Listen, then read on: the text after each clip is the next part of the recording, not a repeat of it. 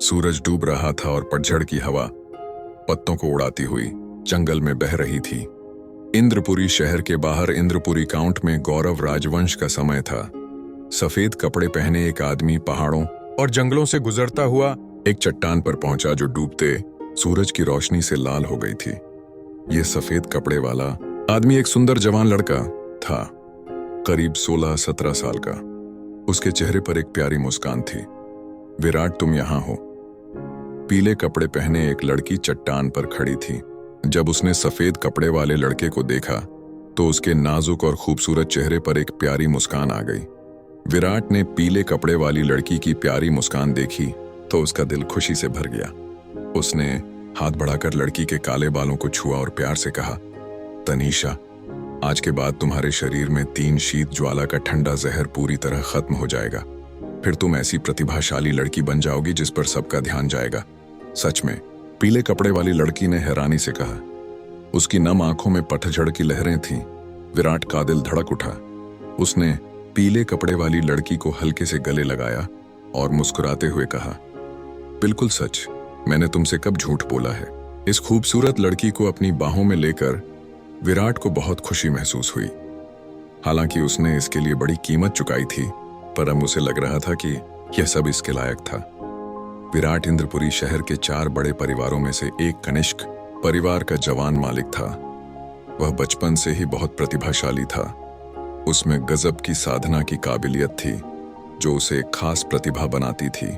14 साल की उम्र में उसने साधना क्षेत्र में कदम रखा और जल्दी ही अपनी मध्य श्रेणी की देव रैंक नस को जगा लिया, जिसने पूरे इंद्रपुरी काउंट को हैरान कर दिया।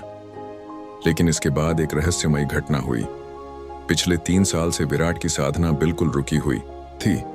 विराट को ढेर सारे शक और मजाक का सामना करना पड़ा। उसका रुतबा कम हो गया। विराट बस मुस्कुराता और इन सबको नजरअंदाज कर देता। उसे अपनी प्रगति रुकने की वजह अच्छे से पता थी। दरअसल 3 साल से वह पीले कपड़े वाली लड़की को ठीक करने के लिए अपनी जीवन शक्ति और खून का इस्तेमाल कर रहा था। पीले कपड़े वाली लड़की तनिषा थी, जो इंद्रपुरी शहर के 4 बड़े परिवारों में से एक दत्ता परिवार के मुखिया की बेटी थी। हालांकि दत्ता परिवार इंद्रपुरी शहर का एक बड़ा परिवार था, फिर भी वह तनिषा के ठंडे जहर के सामने लाचार थे। यह जहर मध्य श्रेणी के सम्राट रैंक की 3 शीत निरपेक्ष नसों के जागने की वजह से था। इसका इलाज सिर्फ एक चीज से हो सकता था, 9 दिव्य नस को जगा चुके योद्धा की जीवन शक्ति और खून। विराट की जागृत 9 दिव्य नस वाकई में मध्य श्रेणी की देव रैंक थी। योद्धाओं की जागृत नसें 4 लेवलों में बंटी थी।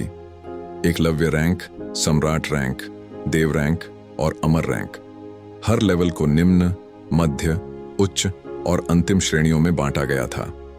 विराट की जागृत देव रैंक 9 दिव्य नस स्वाभाविक रूप से तनिषा के ठंडे जहर का इलाज कर सकती थी, लेकिन एक योद्धा की जीवन शक्ति और खून उसका पूरा अस्तित्व होता है। इसे खोने से बहुत नुकसान होता है। फिर भी अपनी प्रेमिका के लिए विराट ने बिना हिचक अपने खून और जीवन शक्ति को निकाल दिया। तनिषा का ठंडा जहर धीरे धीरे विराट के खून और जीवन शक्ति से खत्म हो गया, लेकिन इसकी कीमत उसे 3 साल तक अपनी साधना में कोई तरक्की ना होने के रूप में चुकानी पड़ी। जैसे ही मैं तुम्हें ठीक कर दूंगा, मैं तुरंत अंकल दत्ता से तुमसे शादी करने की बात करूंगा। तलवार संप्रदाय की भर्ती प्रतियोगिता 1 महीने में है। फिर हम उनके साथ मिलकर एक बेफिक्र जोड़ा बन जाएंगे। विराट की आंखें भविष्य की चाहत से चमक उठी। तनिषा के चेहरे पर हल्की लालिमा छा गई। उसने शर्माते हुए सिर हिलाया और धीरे से कहा, मैं विराट के लिए कुछ भी करूंगी। बस पिछले 3 साल उनके लिए बहुत मुश्किल रहे। विराट ने आगे बढ़कर तनिषा की नाक को हल्के से छुआ और मजाक में डांटते हुए कहा, तुम मेरे साथ बहुत अश्लील हो रही हो, तुम्हें सजा मिलनी चाहिए। दोनों देर तक एक दूसरे से लिपटे रहे। विराट ने तनिषा को अपनी बाहों में उठाया और धीरे से कहा, देर हो रही है, चलो मैं तुम्हारे शरीर से ठंडे जहर का आखिरी निशान भी हटा देता हूं। तनिषा ने हल्के से सिर हिलाया और चट्टान के किनारे एक पत्थर पर पालथी मारकर बैठ गई। विराट ने अपनी आंखें बंद की, अपनी सांसों को काबू किया और अपनी आध्यात्मिक ऊर्जा को बुलाया। उसके शरीर में खून तेजी से बहने लगा उसकी आंतरिक ऊर्जा से ताकत मिल रही थी। विराट का शरीर हल्का हल्का कांपने लगा। उसके माथे से पसीने की बूंदें टपक रही थीं और उसके दांत भी हुए थे। साफ था कि उसे बहुत दर्द हो रहा था। आधे घंटे बाद विराट की उंगली के सिरे पर बहुत शुद्ध खून की एक बूंद दिखी जो अनोखी ऊर्जा से भरी थी। विराट ने धीरे से उस शुद्ध दिव्य ऊर्जा वाले खून की बूंद को तनिषा की भौहों के बीच रखा। खून की बूंद को उसने तेजी से सोख लिया। विराट ने राहत की सांस ली और कुछ कदम पीछे हट गया। उसका चेहरा पीला पड़ गया था। उसके कपड़े पूरी तरह भीग गए थे और वह लगभग जमीन पर गिर पड़ा। आधे घंटे बाद तनिषा ने धीरे से अपनी आंखें खोली और पत्थर से उठ खड़ी हुई। उसे एक ठंडी ताकतवर हवा निकली। यह देखकर विराट को राहत मिली और वह खुशी से बोला, आखिरकार तुम कामयाब हो गई। हाँ, आखिरकार मैं कामयाब हो गई। तनिषा के लाल होंठ धीरे धीरे खुले। उसकी आवाज हजारों साल पुरानी बर्फ की तरह ठंडी थी जिसमें जरा भी गर्माहट नहीं थी। विराट को थोड़ा हैरान हुआ, लेकिन उसने इसे तनिषा के स्वभाव में अस्थायी बदलाव समझकर नजरअंदाज कर दिया। शायद यह उसकी 3 शीत ज्वाला नसों पर अचानक काबू और उसकी नस के असर की वजह से था। तो अब तुम मर सकते हो। लेकिन तनिषा के अगले शब्दों ने विराट की मुस्कान को मिटा दिया। विराट को अपने कानों पर यकीन नहीं हुआ। उसने जबरदस्ती मुस्कुराकर कहा, तनिषा, तुमने अभी क्या कहा? उसे उम्मीद थी कि तनिषा मजाक कर रही होगी। मैंने कहा, तुम मर सकते हो, तनिषा ने ठंडी भावहीन आवाज में कहा। उसकी आंखें ठंडी और उदासीन थीं। उसकी तरफ देख रही थीं, बिल्कुल उसकी आम कोमलता से खाली। विराट ने तनिषा को कुछ देर घूरा और आखिरकार उसे यकीन हो गया कि वह मजाक नहीं कर रही थी। उसके दिल में बची आखिरी उम्मीद भी टूट गई। तनिषा को देखकर जो बिल्कुल अनजान लग रही थी, विराट के शरीर में ठंडक सी दौड़ गई, जैसे वह किसी बर्फीली गुफा में गिर रहा हो। उसके दिल में एक चुभने वाला दर्द उठा, जो उस दर्द से 1000 गुना ज्यादा था जो उसने अपनी जीवन शक्ति और खून निकालते वक्त सहा था। क्यों? विराट अपने भीतर के दर्द को नजरअंदाज करते हुए बहुत शांत लग रहा था। उसने तनिषा की आंखों में देखा और गंभीरता से पूछा, तुम जैसे साधारण गंवार मेरे ऊंचे खून के लायक कैसे हो सकते हो? अगर इलाज की जरूरत न होती तो मैं तुम्हारे पास क्यों आती? पिछले 3 साल में तुमने मुझे बार बार गुस्सा दिलाया है। चाहे मुझे टुकड़े टुकड़े कर दिया जाए या 1000 बार मर जाऊं, फिर भी मैं अपने दिल की नफरत को कम नहीं कर पाऊंगी। तनिषा ने उदासीनता से कहा। उसकी आंखें ठंडी, नफरत और तिरस्कार से भरी थी। तो यह सब एक साजिश थी। मैंने 3 साल तक तुम पर अपना खून बहाया, फिर भी तुम्हारी नजर में इसकी कोई कीमत नहीं। विराट का दिल कड़वाहट, दर्द, गुस्सा, नुकसान और नफरत से भर गया। यह सब उसके सीने में मिल गए। हाँ, यह सब एक साजिश थी, वरना तुम मेरा इलाज करने के लिए अपना खून क्यों देते? तनिषा ने तंज कसते हुए कहा।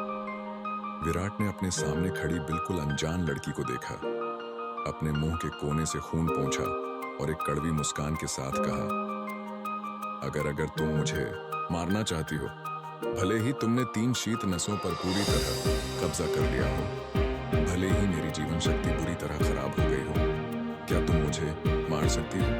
हालांकि पिछले 3 साल में उसकी साधना में कोई तरक्की नहीं हुई थी, फिर भी उसका साधना लेवल 5वें लेवल के शारीरिक शोधन योद्धा पर था। लेकिन तनिषा विराट सामने कुछ भी नहीं थी और मैं तभी पास के जंगल से एक ठंडी आवाज गूंजी। फिर भी उसका साधना लेवल 5वें लेवल के शारीरिक शोधन योद्धा पर था, लेकिन तनिषा विराट सामने कुछ भी नहीं थी और मैं तभी पास के जंगल से एक ठंडी आवाज गूंजी। विराट का दिल कांप उठा। उसने मुड़कर देखा तो बैंगनी कपड़े पहने एक जवान लड़का धीरे धीरे जंगल से निकल रहा था। उसकी भौहें घमंड और ठंडक से भरी थीं। इंद्रपुरी काउंटी के मजिस्ट्रेट अभय ओझा का अभय विराट ने उसे तुरंत पहचान लिया। बैंगनी कपड़े वाले लड़के को देखते ही तनिषा के चेहरे की बर्फ पिघल गई और एक प्यारी मुस्कान उभर आई। वो उत्साह से दौड़ी, उसका हाथ पकड़ा और नरम आवाज में बोली, दूसरे बेटे। यह देखकर विराट के दिल में नफरत, दर्द और कड़वाहट भर गई। उसने दांत पीसकर गाली दी, कुतिया। विराट ने खुद को संभाला और तुरंत चट्टान के किनारे की ओर भागा। विराट अभय की ताकत से अच्छे से वाकिफ था। अपने पूरे जोश में भी वो उसका मुकाबला नहीं कर सकता था। फिर ऐसी हालत में तो बिल्कुल नहीं, भागना ही बचने का एकमात्र रास्ता था। भागना चाहते हो? अब बहुत देर हो चुकी है, अभय ठंडे स्वर में चिल्लाया। वो विराट के पास पहुंचा और उसकी छाती पर जोर से हथेली मारी। थम विराट कई फीट पीछे उछल गया। उसकी कई पसलियां टूट गईं और उसके मुंह से खून बहने लगा। विराट डर गया। 3 साल बाद अभय सच्चे साधना क्षेत्र के 6ठे लेवल पर पहुंच गया था। विराट निराशा से भर गया। उनके हाथों में पड़कर उसे पता था कि अब उसका अंत निश्चित था। अभय विराट के पास गया और उसे ठंडेपन से देखने लगा। उसने ठंडी आवाज में कहा, तुम जैसे गमवार पर यह नस बेकार चली गई। आज मैं इसे एक सच्चे मालिक के लिए ढूंढूंगा। उसने अपनी हथेली विराट की छाती पर दबा दी। विराट ने तुरंत महसूस किया कि उसकी जागृत नौ दिव्य नस अभय ओझा की हथेली की ओर तेजी से खींच रही थी और उसकी साधना तेजी से गिरने लगी। खून स्थानांतरण जादू। विराट डर गया। अभय ओझा ऐसी निषिद्ध गुप्त तकनीक का अभ्यास करने की हिम्मत कैसे कर सकता था? तुम दोनों कमीने, मैं तुम्हें नहीं छोड़ूंगा, चाहे मैं मर ही क्यों ना जाऊं। विराट ने गुस्से में गालियां दी। आधे घंटे बाद विराट की जागृत तेवरैंक मध्य श्रेणी नस और साधना पूरी तरह अभय ओझा में चली गई। विराट अब मौत के करीब था। पूरी तरह अपंग अभय ओझा ने अपने अंदर 9 दिव्य नस को महसूस किया और जीत की हंसी हंसा। उसने आखिरकार वह हासिल कर लिया जिसकी उसे लंबे समय से चाहत थी। अभय ओझा पहले से मध्य श्रेणी का तेवरैंक योद्धा था, लेकिन उसकी जागृत 6 दिव्य नस 9 दिव्य नस से बहुत कम शुद्ध थी। अब विराट की 9 दिव्य नस को हड़पने के बाद उसकी नस एक नए लेवल पर पहुंच गई थी। मिलन। अभय ओझा चिल्लाया और उसके शरीर में 6 दिव्य और 9 दिव्य नसें तुरंत मिलने लगी। 15 मिनट बाद अभय ओझा की ताकत बढ़ गई। दोनों नसों के मिलन ने उसकी नस को देव रैंक उच्च श्रेणी तक पहुंचा दिया। तनीषा को अपनी बगल में देखकर अभय ओझा हल्के से मुस्कुराया और बोला, मैं तुम्हें विराट की साधना दूंगा, मेहनत से अभ्यास करना। 1 महीने में तलवार संप्रदाय की भर्ती प्रतियोगिता शुरू होगी। यह कहकर उसने तनिषा की पीठ पर हाथ रखा और उसकी साधना तेजी से बढ़ने लगी। आखिरकार शरीर शोधन के 9वें लेवल तक पहुंच गई। बहुत खुश होकर तनिषा ने प्यारी मुस्कान के साथ कहा, शुक्रिया अभय, इस आदमी का क्या करेंगे? अभय ओझा ने जमीन पर पड़े अधमरे विराट की ओर इशारा करते हुए पूछा। तनिषा ने जमीन पर पड़े विराट को देखा और प्यारी मुस्कान दी। इसे सीधे मार देना इसके लिए बहुत आसान होगा। बेहतर है इसे आसमान से जमीन पर गिरने का एहसास हो, मौत से भी बदतर जिंदगी। ये कहते हुए उसने विराट के शक्ति केंद्र पर हथेली से जोरदार वार किया। विराट चीखा। उसकी आंखों के सामने अंधेरा छा गया और वह तुरंत बेहोश हो गया। अचानक आसमान में काले बादल छा गए। गरज के साथ बिजली चमकी। धम! आसमान से बिजली का एक तेज झटका आया और जमीन पर बेहोश विराट पर गिरा। चकाचौंध भरी रोशनी में बिजली के साथ एक छोटा सा काला टावर विराट के शरीर में घुस गया। तनीषा, तुम सचमुच क्रूर हो। विराट अपने बुरे सपने से एक दर्दनाक चीख के साथ जागा। उसका चेहरा अभी भी दर्द और गुस्से से भरा था। जैसे ही उसे होश आया, उसके शरीर में तेज दर्द दौड़ा जिससे वह मरोड़ उठा। विराट को बहुत उम्मीद थी कि उस रात का सब कुछ एक बुरा सपना था कि जब वह जागेगा सब कुछ पहले की तरह खूबसूरत होगा।